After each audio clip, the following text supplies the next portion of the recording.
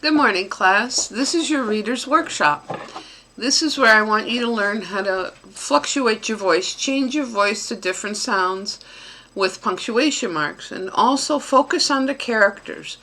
Who are they? What kind of people are they? Are they young? Are they old? Are they mean? Are they kind?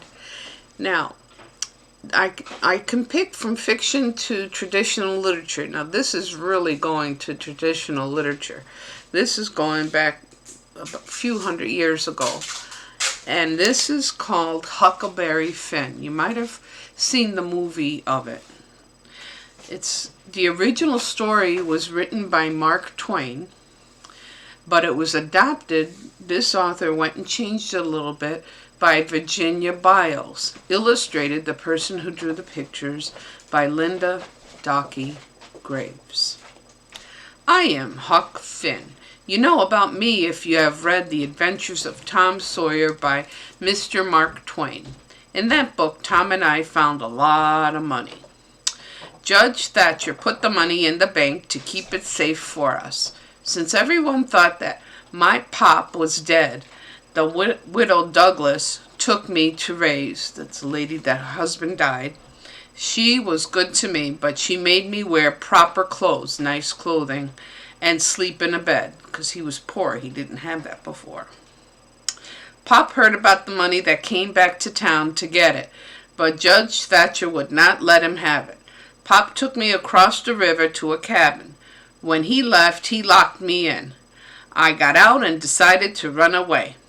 I killed a wild pig with an axe and spread the blood all over the cabin. I pulled some of my hair out and stuck it on the axe blade. Then I dumped the dead pig in the river. I found the old rowboat and rowed to Jackson Island. So he wanted to make people think that Pop killed him. But he really didn't, but he was set free. On the island, I bumped into on someone by a campfire. It was Jim, Miss Watson's slave. Back in those days, this was the slave time. "What are you doing here, Jim?" I asked. "Promise you won't tell, Huck," Jim said. "I've run away." He was running for his freedom. "Miss Watson is going to sell me to a slave dealer. He's going to take me to a plantation, a big farm down south. Down south. I don't want to leave my family." I knew it was wrong to help a runaway slave, but I could not tell on Jim without people knowing I was not dead. "I won't tell, Jim," I said. While we were on the island, here, I'll show you while I'm reading. Here is Huckleberry Finn. Here he is, Tim, and there's the slave by the fire, trying to run for his freedom. While we were on the island, the Mississippi River flooded. That means the water got too high, and we saw a house floating in it. We went out to it, climbed in through a window, and found all kinds of useful things inside. Another day, we found a raft, that's a floating device on the water made of wood, down the river. We pulled it to shore and hid it in the bushes. Another day, I wanted to know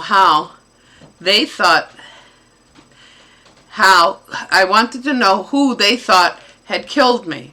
So no one would recognize me, I put on a dress, he dressed like a girl, and a bonnet, one of those cloth girly hats back in those days, we found in the floating house. I rowed across the river and knocked on the door of the cabin. A woman answered and invited me in. "What's your name?" she asked me. "Mary Williams," I said. She looked at me funny. Then she talked about Huck Finn getting killed. So she's talking about this little boy that got killed to this girl who really is him. "We think that the slave Jim killed him and is hiding on Jack's Island." Oh no. So now they're thinking that the slave killed the little boy, which isn't true. "What did you say your name was?" "Sarah Williams," I said. "I thought you said it was Mary Williams," she said. Just then, a rat ran across the room. The woman tossed me a lump of coal, and I caught it in one hand. She told me to hit the rat. I threw the coal so hard, the rat was dead in a second. "You throw just like a boy," she said. "Tell me who you really are." So now she's not thinking that the boy dressed up as a girl is really who he's saying he is.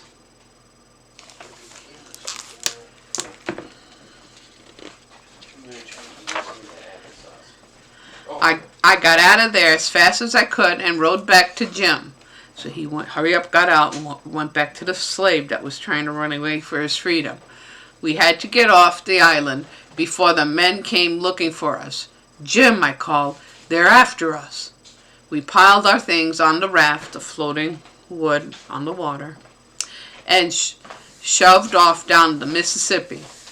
We planned to take Jim to the Ohio River, because back in those days, if you could cross the Ohio River, the slaves were free, because in Ohio, they were set free. They weren't kept as slaves.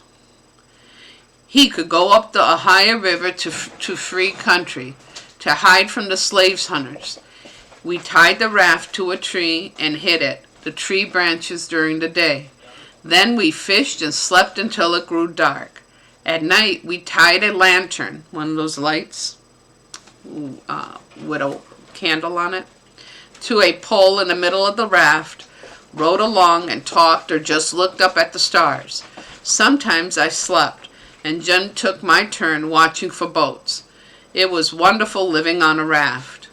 But my feelings and thinking was really bothering me. I was helping a slave escape. I knew I had to slip ashore and tell on Jim. So he's thinking he's got to snitch and let the people know that a slave was trying to escape. "I'm going ashore for news," I said one night, and started off in a rowboat. "There you go, Huck," Jim called out to me. "You're the only friend Jim has." Another rowboat pulled up beside me. 2 men were in it.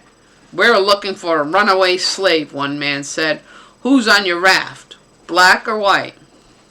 "It's my pop," I lied. So he told him it was his daddy. "He's really sick. I think it's smallpox. Come help me." They backed their boat away from mine because they didn't want to get the disease. They put some coins on a piece of wood and shoved it toward me. "You go on down the river, boy," one man said. I went back to Jim. I could not turn him in. We had lots of adventures, floating down the Mississippi. Then we missed the Ohio River and went deeper into the slave territory. Oh no, they missed the Ohio River. Jim was in danger all the time. One day we picked up 2 raggedy-looking men who called themselves King and the Duke. They were not really royalty, but we treated them like they were. That made them happy, and it did not hurt us any. They had a scheme, an idea, to make money by putting on a play. They did Romeo and Juliet. The Duke was Juliet, and he looked silly pretending to be a girl because he had long white whiskers. Oh my gosh, he had white whiskers, a beard, and he was playing to be a girl. The play was so terrible, the audience threw rotten tomatoes at them. Oh my gosh. Later, they learned that a man named Peter Wilkes had died. They pretended to be Peter's relatives. The king pretended to be the preacher from England, and the Duke pretended to be his deaf brother.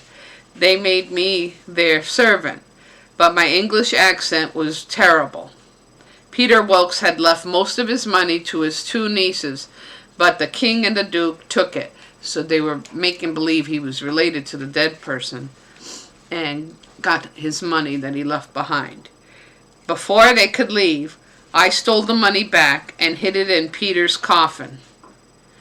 I really liked Miss Mary Jane and the older girl. I did not want to see those old folks cheat the girls. After the bodies were buried, I told Miss Mary Jane where the money was hidden. The king and the Duke did not know what I had done. So he put the money back in the coffin where the person had passed away, And he told the two nieces, the girls, where they can find the money. And here you can see where he put the money in there for the girls. So, he's a real nice boy, Tom. Very thoughtful. Another day, we stopped at the river town. I went to a printer shop where they print papers and books, and I had a poster made offering a reward for the return of a slave named Jim. If we were stopped, I could say I had captured Jim and was returning him to his owner. I thought that was a good plan. It turned out to be not so good. Oh no. A few days later, I went into another little town to get supplies, to get goods. And when I got back to the raft, Jim was gone. The king and the duke had turned him in for the reward. Oh my goodness, for the money. Some farmers had agreed to pay them half of the reward money. All the farmers had to do, they thought, was turn Jim in to his owner. They would wait until the owner came and paid him the full reward. They had taken Jim to the Phelps farm. I did not know what to do. No owner was coming for Jim, and there was no reward money. I decided I would write a letter to Miss Watson back in Pittsburgh and tell her where Jim was. Jim would still be a slave, but he would be back with people he knew instead of Phelps farm. I knew Miss Watson would be angry with Jim for running away, and people would know that Huck Finn was not dead, but I had to write the letter. Then I remembered all the good times Jim and I had coming down the river. I remembered how Jim stood my watch for me. I remembered how Jim considered me his friend. I knew if I did not turn Jim in, I was going to be in a bad place when I died. I did not want that, but Jim was more like my father than Pap ever was. I'll go to the bad place, I said, and I tore up the letter, so he wasn't going to turn him in to the original owners. The next morning, I started out for the Phelps farm where Jim was. When I got close, 5 dogs started barking at me. Then a door opened and an old man and old woman ran out and started hugging and kissing me. "Tom Sawyer," the old woman said, "we thought you'd never get here. Why are you so late? How's my sister?" After a few minutes, I figured out she thought I was my friend Tom Sawyer from Petersburg. Tom lived with his Aunt Polly, but this was his other aunt and uncle. I just let him think I was Tom. "I'm going to get my bag," I said, and hurried up the road. When Tom saw me, he thought I was a ghost. "I'm not a ghost, Tom. I'm really Huck, and I really need your help," I said. I told him about Jim being held at the Phelps place and how I was going to free him and go on down the river. "I'll help," Tom said. "I'll pretend to be my brother. We'll tell Aunt Sally and Uncle Silas my visit is a surprise." That night, we climbed out to the bedroom window and looked around until we found Jim. He was locked up in an old shed in an old building, small building, and he was really glad to see us.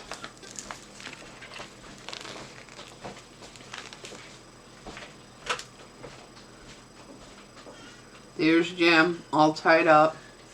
And here are the 2 boys that they went to save him.